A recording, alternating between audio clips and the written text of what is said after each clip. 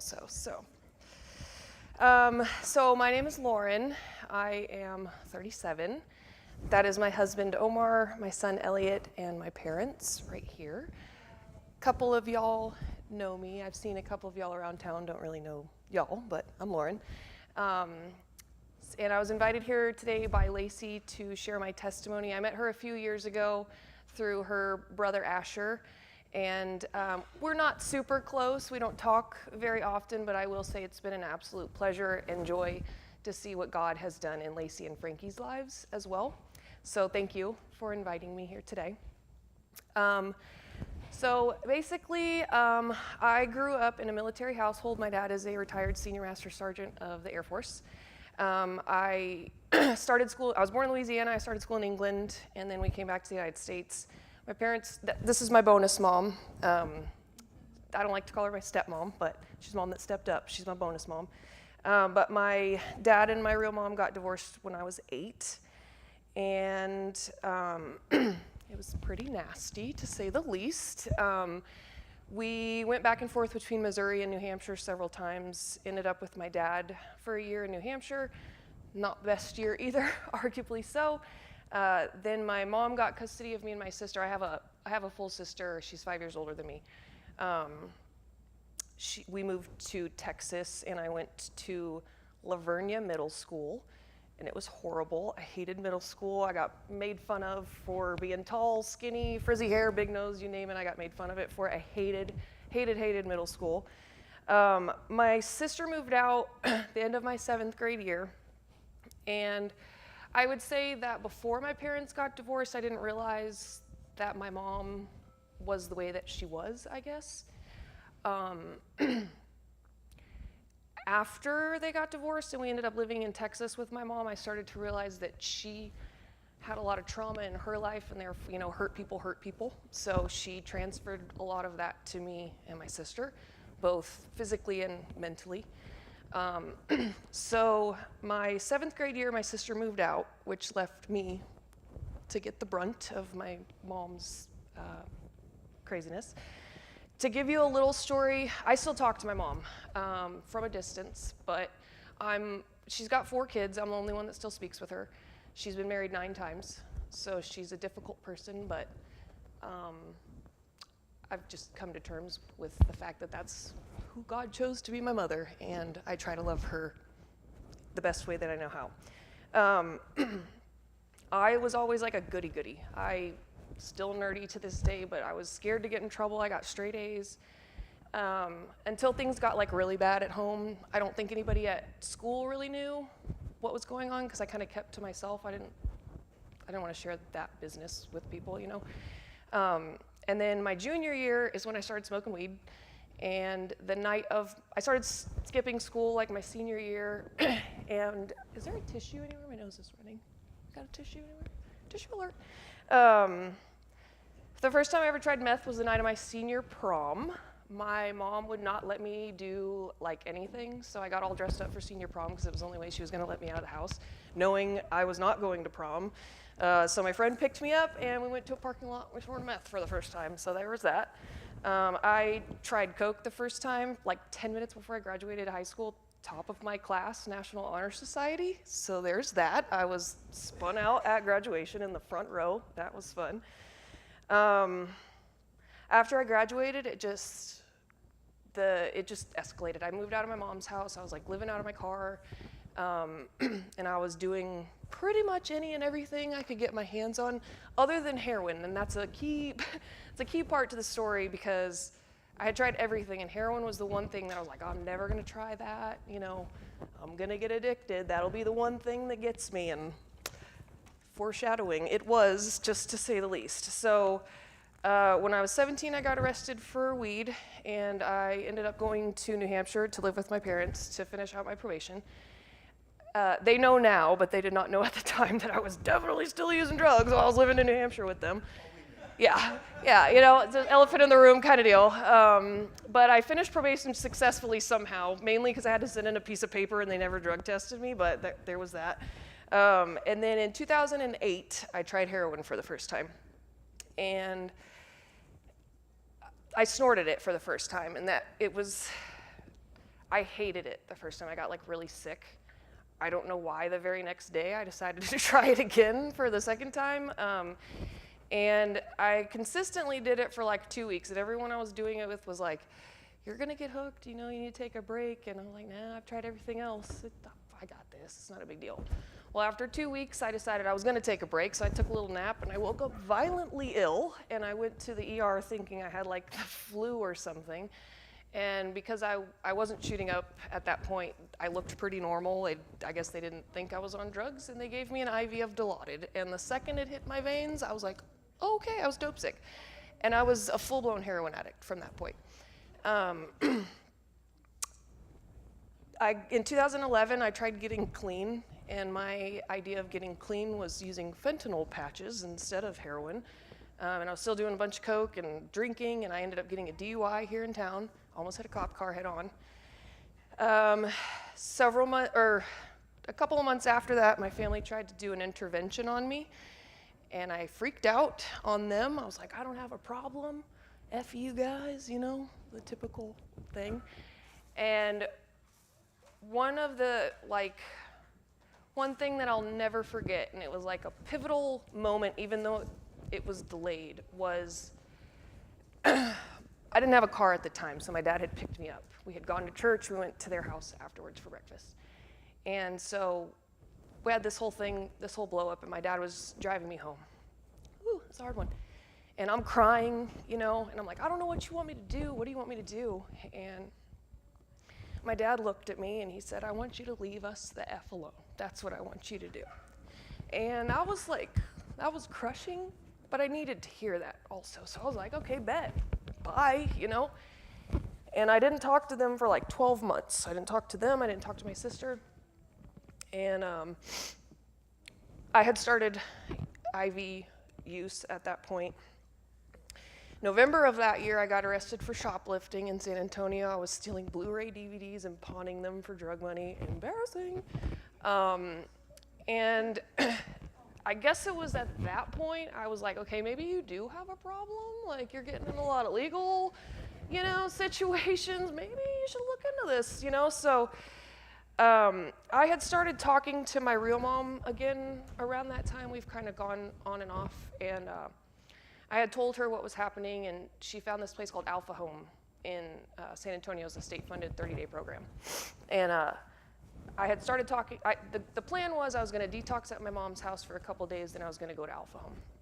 And I had started talking to my sister, and she was trying to give me advice. My mom and my sister haven't talked for years, and my mom found out I was talking to my sister and freaked out on me.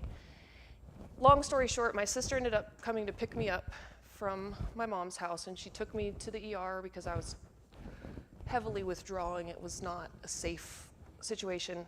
I ended up at my parents' house for like a day or two, and then I went to Alpha Home.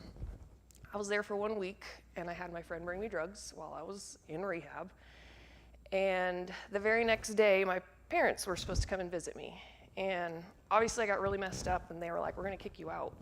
So I'm like, my family's coming the next day. Can I at least call them and tell them not to come drive, you know, the hour to this facility? And they said, no, you can tell them when they show up tomorrow. So I'm like, okay, cool. So my dad showed up the next day with the Bible that I still have, not this one, but my other one. And I was crying because I thought, like, I had this chance to have my family back, and I just threw it all away. Like, I knew I had just messed up really bad.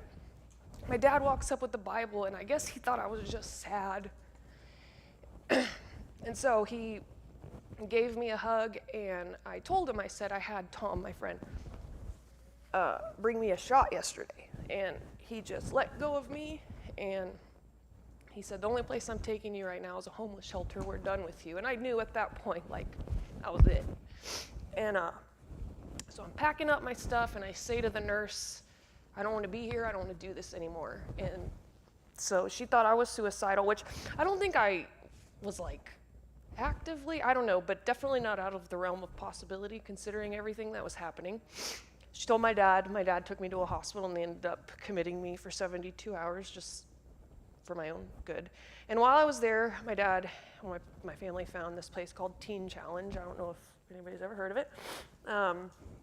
And while I was in the mental institution for the 72 hours, I did my intake interview for Teen Challenge, and I got in, and I went in December 20th of 2012, 5 days before Christmas. That was rough. And it is a 12-month program that's extremely strict. It's very Christian, but it's very strict. Like, you can't walk the halls by yourself, you can't cuss, you can't smoke, you can't, I mean, it's like really strict. And I thought it was a cult when I got there, to be completely honest with you, because I had only gone to church for like Christmas and Easter, and I get to this place and all these people are hooting and hollering and their hands are waving and they're talking and speaking in tongues, and I'm like, oh my gosh, I'm never gonna make it out of this place. Like, they put me in a cult, you know, I'm in trouble. And I wanted to leave so bad, like so bad. So like 2 weeks after that I was there, this is my God moment here. So I think I wrote them a letter about this too. I was there like 2 weeks, and I woke up one morning and I was like, I'm just leaving. This is not for me. These people are crazy. Like, I'm in a cult. I'm gonna leave. Like, this is wild. And I know you're not supposed to like test God, I guess, you know, but I just said, hey, you know, if I'm supposed to be here, if this is what you want for me, I need you to make it. So it was so strict we couldn't check the weather either. So I had no idea what the weather was like, okay? But I look out the window, it's bright sunny, there's not a cloud in the sky, and I was like, all right, God, if you're real, if this is your plan for me, if I'm meant to be here, I need you to make it rain today. All day long, I'm looking out the window and there is not a cloud in the sky. I'm like, okay, when bedtime rolls around, I'm out of here. And so we had lights out at 9 o'clock, and at 8:30 it was like wind down time. And there's like 30 girls in this program. And most of them would hang out in the living room. You could either hang out in the living room or the study room. You weren't allowed to hang out in your room. Again, I think I'm in a cult, so I am not hanging out with these people in the living room. I'm hanging out in the study room. And it was like a scene out of a movie, because just imagine 30 girls in a small room. It's not quiet. It's very loud. But it was like a split second. It just got super quiet, and it was pouring rain outside, like pouring rain. And I just remember thinking, like, I am supposed to be here, and he's showing me this because he knew I needed to see a physical. I couldn't just have faith. I had to see a physical sign, and he showed up and showed out. It was torrential downpour rain. And so from that day forward, I took the program seriously. I took God seriously. And I want to read this quote. So I was having a really hard time understanding the Bible, the different translations of it, and one of the teachers at Teen Challenge had told me to get the Message version. And I don't know if y'all have not heard of the Message. It's basically the translation of the Bible in very modern terminology. So you can read it, and it's pretty layman's terms. It's very modern for today's times. So I had made these cards for all the girls in here, and I'm going to reference back to this at the end. But it's Deuteronomy 33-10, and it says, God, your God, will restore everything you lost. He'll have compassion on you. He'll come back and pick up the pieces from all the places where you were scattered. No matter how far away you end up, God, your God, will get you out of there and bring you back. He will give you a good life. God, your God, will cut away the thick calluses on your heart, freeing you to love God, your God, with your whole heart and soul, and really live. And you will make a new start, listening obediently to God. God, your God, will outdo himself in making things go well for you. You'll have babies and enjoy an all-around good life, but only if you listen obediently to God. You must return to God, your God, totally, heart and soul, holding nothing back. So I'm going to come back to this in a second. But I graduated the program January 2014, and I interned for a month, and then I moved back to San Antonio with my parents. I started dating Omar at that time. I have known Omar since high school, but we didn't date back then. We've known each other since then, but we started dating. And I had been applying for jobs, and I couldn't find a job because I had a year employment gap, and I was embarrassed to tell potential employers that I had just gotten out of rehab. But I walked into this place in San Antonio, and I was like, I'm just gonna tell them. I mean, like, what do I have to lose? Nowhere else is hiring me, you know? So I walk in, and it's a husband and wife that own the place, and I tell the husband, I'm like, I just got out of rehab. I'm just looking for somewhere to give me a start. Like, I just need a chance. And he said, hold on, I want you to talk to my wife. And so his wife came in and she talked to me and she's like, hey, I'm in recovery too. I'm a recovering alcoholic. Came to the right spot. We love hiring people to give them a fresh start. We got felons working here. We got people in recovery. You came to the right spot. And I 100% did, because 1 month later, found out I was pregnant with Elliot. And I will say, while he was unplanned, he has never been unwanted. There was never a second that I didn't want him. From the second I found out I was having him. So I also believe that God gave him to me, which I think some people might think it's controversial because I did have him out of wedlock. But I think God gave me Elliot because he knows that as long as he's around, he will never know the old version of me. It's just not an option. He's too precious to know or to ever go back to that version of me. So that is God's gift to me right there, is that little boy. Anywho, when Elliot was about a year, we moved back to Fredericksburg. Omar's sister got really sick.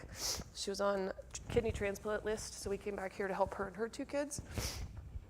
And God has just blessed me exponentially since then. I was working at the Peachtree restaurant before it closed. When it closed, patients actually said there was an opening at the La Quinta here in town. I started there front desk. I had started taking real estate classes. I got my real estate license while I was working at La Quinta.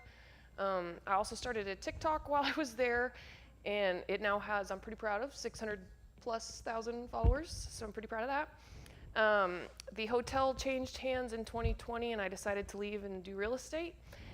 2 months later, I get called back from the new owner out of a recommendation from the old owner, and they asked me to be the general manager.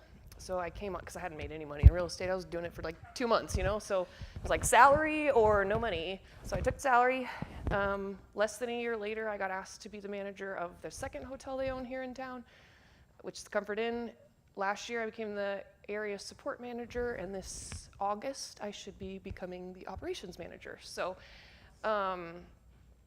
God is just awesome, and I give him all the glory because I did not do that. It was not me. He changed the way that I think about everything. Like, to refer back to this, okay?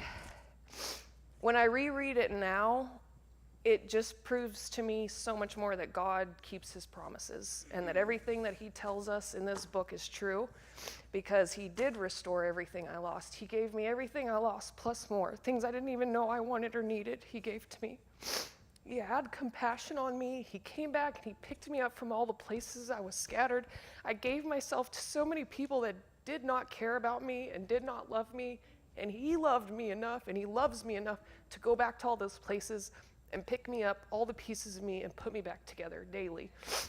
And he's the only reason I'm still somewhat together. We're all a mess. We're never gonna be perfect, but he is.